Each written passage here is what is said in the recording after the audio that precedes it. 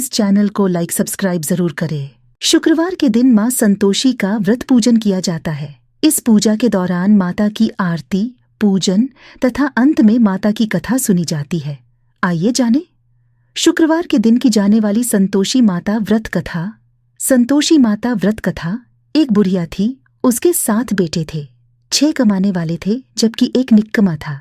बुढ़िया 6 बेटों की रसोई बनाती, भोजन कराती और उनसे जो कुछ जूठन बचती वह 7वें को दे देती।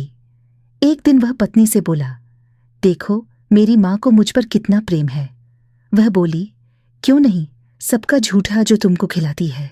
वह बोला, ऐसा नहीं हो सकता है, मैं जब तक आंखों से न देख लूं मान नहीं सकता। बहू हंसकर बोली, देख लोगे तब तो मानोगे। कुछ दिन बाद त्योहार आया। घर में 7 प्रकार के भोजन और चूरमे के लड्डू बने। वह जांचने को सिर दुखने का बहाना कर पतला वस्त्र सिर पर ओढ़े रसोई घर में सो गया। वह कपड़े में से सब देखता रहा। 6 भाई भोजन करने आए। उसने देखा माँ ने उनके लिए सुंदर आसन बिछा नाना प्रकार की रसोई परोसी और आग्रह करके उन्हें जमाया। वह देखता रहा। 6 भोजन करके उठे तब माँ ने उनकी झूठी थालियों में से लड्डुओं के टुकड़े उठाकर एक लड्डू बनाया। जूठन साफ कर बुढ़िया माँ ने उसे पुकारा, बेटा 6 भाई भोजन कर गए, अब तू ही बाकी है, उठ, तू कब खाएगा। वह कहने लगा, माँ मुझे भोजन नहीं करना, मैं अब परदेश जा रहा हूँ। माँ ने कहा, कल जाता हो तो आज चला जा। वह बोला, हाँ आज ही जा रहा हूँ। यह कहकर वह घर से निकल गया। 7वें बेटे का परदेश जाना। चलते समय पत्नी की याद आ गई। वह गौशाला में कंडे उपले थाप रही थी। वहां जाकर बोला, हम जावे परदेश आवेंगे कुछ काल, तुम रहियो संतोष से धर्म आपनो पाल।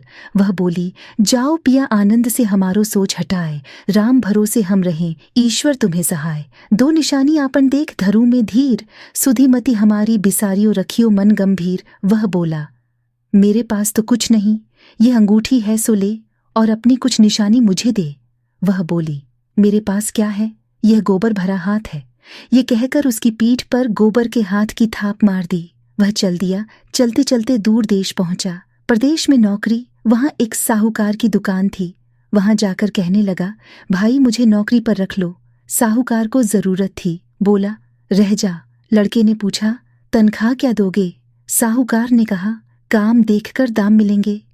साहूकार की नौकरी मिली। वह सुबह 7 बजे से 10 बजे तक नौकरी बजाने लगा। कुछ दिनों में दुकान का सारा लेन देन, हिसाब किताब, ग्राहकों को माल बेचना सारा काम करने लगा। साहूकार के 7-8 नौकर थे। वे सब चक्कर खाने लगे। यह तो बहुत होशियार बन गया। सेठ ने भी काम देखा और 3 महीने में ही उसे आधे मुनाफे का हिस्सेदार बना लिया। वह कुछ वर्ष में ही नामी सेठ बन गया और मालिक सारा कारोबार उस पर छोड़कर चला गया। इधर उसकी पत्नी को सास ससुर दुख देने लगे। सारी गृहस्थी का काम करा के उसे लकड़ी लेने जंगल में भेजते। इस बीच घर के आटे से जो भूसी निकलती उसकी रोटी बनाकर रख दी जाती और फूटे नारियल की नारेली में पानी। एक दिन वह लकड़ी लेने जा रही थी। रास्ते में बहुत सी स्त्रियां संतोषी माता का व्रत करती दिखाई दी। संतोषी माता का व्रत।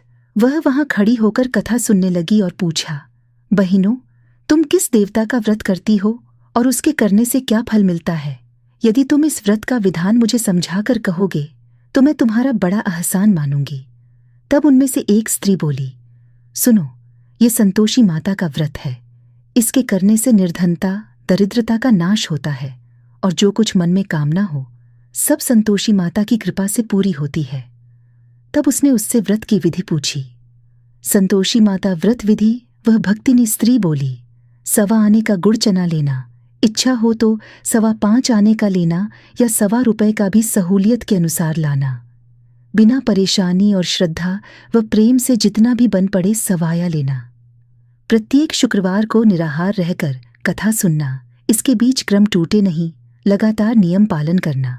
सुनने वाला कोई न मिले तो घी का दीपक जला उसके आगे या जल के पात्र को सामने रखकर कथा कहना। जब कार्य सिद्ध न हो नियम का पालन करना और कार्य सिद्ध हो जाने पर व्रत का उद्यापन करना। 3 मास में माता फल पूरा करती है। यदि किसी के ग्रह खोटे भी हों तो भी माता वर्ष भर में कार्य सिद्ध करती है। फल सिद्ध होने पर उद्यापन करना चाहिए, बीच में नहीं। उद्यापन में 2.5 सेर आटे का खाजा तथा इसी परिमाण से खीर तथा चने का साग करना, 8 लड़कों को भोजन कराना, जहां तक मिले देवर जेठ भाई बंधु के हों, न मिले तो रिश्तेदारों और पास पड्डर ढोसियों को बुलाना, उन्हें भोजन करा यथाशक्ति दक्षिणा दे माता का नियम पूरा करना। उस दिन घर में खटाई न खाना। ये सुन बुढ़िया के लाड डचके की बहू चल दी। व्रत का प्रण करना और माँ संतोषी का दर्शन देना, रास्ते में लकड़ी के बोझ को बेच दिया और उन पैसों से गुड़ चना ले माता के व्रत की तैयारी कर आगे चली और सामने मंदिर देखकर पूछने लगी, ये मंदिर किसका है? सब कहने लगे संतोषी माता का मंदिर है। ये सुनकर माता के मंदिर में जाकर चरणों में लौटने लगी, दीन हो विनती करने लगी, माँ मैं निपट अज्ञानी हूँ, व्रत के कुछ भी नियम नहीं जानती, मैं दुखी हूँ। हे माता, जगत जननी मेरा दुख दूर कर, मैं तेरी शरण में हूँ। माता को दया आई। एक शुक्रवार बीता कि दूसरे को उसके पति का पत्र आया और तीसरे शुक्रवार को उसका भेजा हुआ पैसा आ पहुंचा। यह देख जेठ जिठानी मुंह सिकोड़ने लगे, लड़के ताने देने लगे, काकी के पास पत्र आने लगे, रुपया आने लगा, अब तो काकी की खातिर बढ़ेगी। बेचारी सरलता से कहती, भैया कागज आवे रुपया आवे, हम सबके लिए अच्छा है। ऐसा कहकर आंखों में आंसू भरकर संतोषी माता के मंदिर में आ मातेश्वरी के चरणों में गिरकर रोने लगी। माँ, मैंने तुमसे पैसा कब मांगा है? मुझे पैसे से क्या काम है? मुझे तो अपने सुहाग से काम है। मैं तो अपने स्वामी के दर्शन मांगती हूँ। तब माता ने प्रसन्न होकर कहा, जा बेटी, तेरा स्वामी आएगा। यह सुनकर खुशी से बावली होकर घर में जा काम करने लगी। अब संतोषी माँ विचार करने लगी, इस भोली पुत्री को मैंने कह तो दिया कि तेरा पति आएगा, लेकिन कैसे? वह तो इसे स्वप्न में भी याद नहीं करता। उसे याद दिलाने को मुझे ही जाना पड़ेगा। इस तरह माताजी उस बुढ़िया के बेटे के पास जा स्वप्न में प्रकट हो कहने लगी, साहूकार के बेटे, सो रहा है या जागता है? वह कहने लगा, माता सोता भी नहीं जागता भी नहीं हूं, कहो क्या आज्ञा है? माँ कहने लगी, तेरे घर बार कुछ है कि नहीं? वह बोला, मेरे पास सब कुछ है, माँ बाप है, बहू है, क्या कमी है? माँ बोली, भोले पुत्र, तेरी बहू घोर कष्ट उठा रही है, तेरे माँ बाप उसे परेशानी दे रहे हैं, वह तेरे लिए तरस रही है, तू उसकी सुध ले। वह बोला, हाँ माताजी, यह तो मालूम है, परंतु जाऊं तो कैसे? परदेश की बात है, लेन देन का कोई हिसाब नहीं, कोई जाने का रास्ता नहीं आता, कैसे चला जाऊं? माँ कहने लगी, मेरी बात मान, सवेरे नहा धोकर संतोषी माता का नाम ले, घी का दीपक जला दंडवत कर दुकान पर जा बैठ। देखते देखते सारा लेन देन चुक जाएगा, जमा का माल बिक जाएगा, सांझ होते होते धन का भारी ढेर लग जाएगा। अब बूढ़े की बात मानकर वह नहा धोकर संतोषी माता को दंडवत घी का दीपक जला दुकान पर जा बैठा। थोड़ी देर में देने वाले रुपया लाने लगे, लेने वाले हिसाब लेने लगे। कोठे में भरे सामान के खरीदार नकद दाम दे सौदा करने लगे। शाम तक धन का भारी ढेर लग गया। मन में माता का नाम ले, चमत्कार देख प्रसन्न हो घर ले जाने के वास्ते गहना कपड़ा सामान खरीदने लगा। यहाँ काम से निपट तुरंत घर को रवाना हुआ। उधर उसकी पत्नी जंगल में लकड़ी लेने जाती है, लौटते वक्त माताजी के मंदिर में विश्राम करती।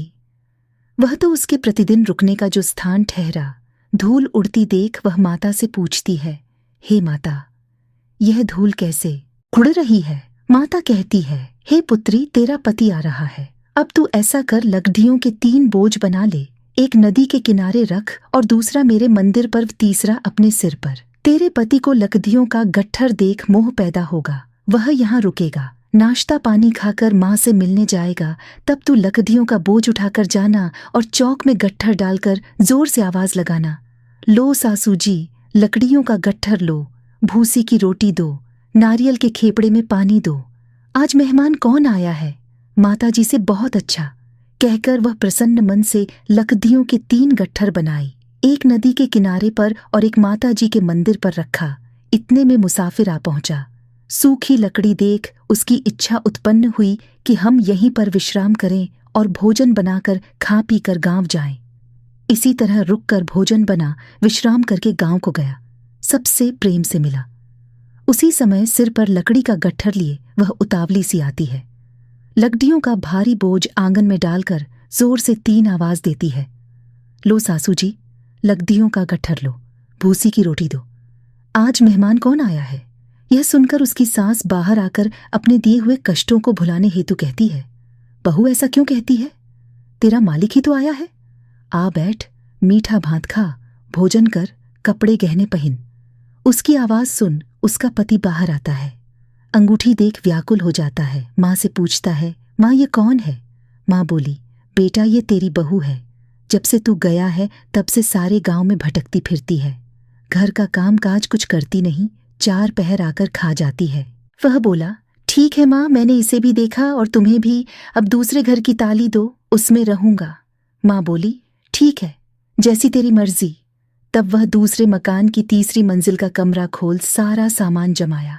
एक दिन में राजा के महल जैसा ठाट बाट बन गया। अब क्या था, बहू सुख भोगने लगी। इतने में शुक्रवार आया। शुक्रवार व्रत के उद्यापन में हुई भूल किया खटाई का इस्तेमाल। उसने पति से कहा, मुझे संतोषी माता के व्रत का उद्यापन करना है। पति बोला, खुशी से कर लो। वह उद्यापन की तैयारी करने लगी। जिठानी के लड़कों को भोजन के लिए कहने गई। उन्होंने मंजूर किया, परंतु पीछे से जिठानी ने अपने बच्चों को सिखाया, देखो भोजन के समय खटाई मांगना, जिससे उसका उद्यापन पूरा न हो। लड़के जीमने आए खीर खाना, पेट भर खाया, परंतु बाद में खाते ही कहने लगे, हमें खटाई दो, खीर खाना हमको नहीं भाता, देखकर अरुचि होती है। वह कहने लगी, भाई खटाई किसी को नहीं दी जाएगी, ये तो संतोषी माता का प्रसाद है। लड़के उठ खड़े हुए, बोले, पैसा लाओ। भोली बहू कुछ जानती नहीं थी, उन्हें पैसे दे दिए। लड़के उसी समय हट करके इमली खटाई ले खाने लगे। ये देखकर बहू पर माताजी ने कोप किया। राजा के दूत उसके पति को पकड़ कर ले गए। जेठ जेठानी मन माने वचन कहने लगे, लूट लूट कर धन इकट्ठा कर लाया है, अब सब मालूम पड़ जाएगा जब जेल की मार खाएगा। बहू से यह सहन नहीं हुए। माँ संतोषी से मांगी माफी। रोती हुई माताजी के मंदिर गई, कहने लगी, हे माता, तुमने क्या किया? हंसाकर अब भक्तों को रुलाने लगी। माता बोली, बेटी तूने उद्यापन करके मेरा व्रत भंग किया है। वह कहने लगी, माता मैंने कुछ अपराध किया है, मैंने तो भूल से लड़कों को पैसे दे दिए थे, मुझे क्षमा करो, मैं फिर तुम्हारा उद्यापन करूंगी। माँ बोली, अब भूल मत करना। वह कहती है, अब भूल नहीं होगी, अब बतलाओ वे कैसे आवेंगे? माँ बोली, जा पुत्री, तेरा पति तुझे रास्ते में आता मिलेगा। वह निकली, राह में पति आता मिला। वह पूछी, कहाँ गए थे? वह कहने लगा, इतना धन जो कमाया है उसका टैक्स राजा ने मांगा था, वह भरने गया था। वह प्रसन्न हो बोली, भला हुआ, अब घर को चलो। कुछ दिन बाद फिर शुक्रवार आया, फिर किया व्रत का उद्यापन। वह बोली, मुझे फिर माता का उद्यापन करना है। पति ने कहा, करो। बहू फिर जेठ के लड़कों को भोजन को कहने गई। जेठानी ने 1-2 बातें सुनाई और सब लड़कों को सिखाने लगी, तुम सब लोग पहले ही खटाई मांगना। लड़के भोजन से पहले कहने लगे, हमें खीर नहीं खानी, हमारा जी बिगड़ता है, कुछ खटाई खाने को दो। वह बोली, खटाई किसी को नहीं मिलेगी, आना हो तो आओ। वह ब्राह्मण के लड़के लाकर भोजन कराने लगी। यथाशक्ति दक्षिणा की जगह 1-1 फल उन्हें दिया। संतोषी माता प्रसन्न हुई। संतोषी माता का फल, माता की कृपा होते ही 9वें मास में उसके चंद्रमा के समान सुंदर पुत्र प्राप्त हुआ। पुत्र को पाकर प्रतिदिन माता जी के मंदिर को जाने लगी। माँ ने सोचा, ये रोज आती है, आज क्यों ना इसके घर चलूं? ये विचार कर माता ने भयानक रूप बनाया। गुड़ चने से सना मुख, ऊपर सूंड के समान होंठ, उस पर मक्खियां भिन्न भिन्न कर रही थीं। देहली पर पैर रखते ही उसकी सांस चिल्लाई, देखो रे, कोई चुड़ैल डाकिन चली आ रही है, लड़कों इसे भगाओ, नहीं तो किसी को खा जाएगी। लड़के भगाने लगे, चिल्लाकर खिड़की बंद करने लगे। बहू रोशनदान में से देख रही थी, प्रसन्नता से पगली बन चिल्लाने लगी, आज मेरी माताजी मेरे घर आई हैं, वह बच्चे को दूध पीने से हटाती है। इतने में सास का क्रोध फट पड़ा। वह बोली, क्या उतावली हुई है? बच्चे को पटक दिया। इतने में माँ के प्रताप से लड़के ही लड़के नजर आने लगे। वह बोली, माँ, मैं जिसका व्रत करती हूँ ये संतोषी माता है। सबने माताजी के चरण पकड़ लिए और विनती कर कहने लगे, हे माता, हम मूर्ख हैं, अज्ञानी हैं, तुम्हारे व्रत की विधि हम नहीं जानते, व्रत भंग कर हमने बड़ा अपराध किया है, जग माता आप हमारा अपराध क्षमा करो। इस प्रकार माता प्रसन्न हुई। बहू को प्रसन्न हो जैसा फल दिया वैसा माता सबको दे, जो पढ़े उसका मनोरथ पूर्ण हो। बोलो संतोषी माता की जय।